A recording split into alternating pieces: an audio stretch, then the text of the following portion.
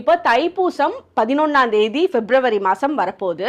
So நிறைய நான் முன்னாடியே சொல்லியிருந்தேன், 48 நாள் விரத முறைகள்லாம் வந்து கடைப்பிடிக்கிறவங்க பண்ணுங்க, ரொம்ப அருமையாக இருக்கும்ன்ட்டு. இப்போ வந்து ரீசன்ட் டைமில் நிறைய பேர் கால் பண்ணி கேட்குறாங்க, மேம் இதை வந்து கடைப்பிடிக்க முடியாமல் போயிடுச்சு, வேறு என்ன பண்ணுறது அப்படின்ட்டு. ஸோ அவங்களுக்கு அருமையான வழிபாடு முறை சொல்கிறேன். இந்த நாளை மிஸ் பண்ணிடாதீங்க. நீங்கள் வந்து 48 நாள் பண்ண முடியலன்னா கூட இதை பண்ணுங்க, கண்டிப்பாக முருகனோட அருள் நமக்கு ரொம்ப சூப்பராக கிடைக்கும்.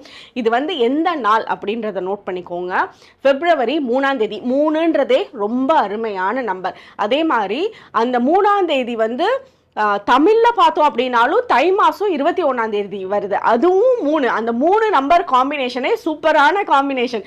இந்த அன்னைக்கு வந்து சஷ்டி. இந்த அன்னையில் வந்து சஷ்டிக்கு நிறைய பேர் விரதம் இருப்பீங்க. ஸோ அந்த சஷ்டியோட விரதத்தோடு நீங்கள் ஸ்டார்ட் பண்ணி கரெக்டாக வந்து தைப்பூசம் 9வது நாளில் வரும், அதாவது பிப்ரவரி 11. அதில் இன்னும் சிறப்பு என்னன்னா, அன்னைக்கு பௌர்ணமி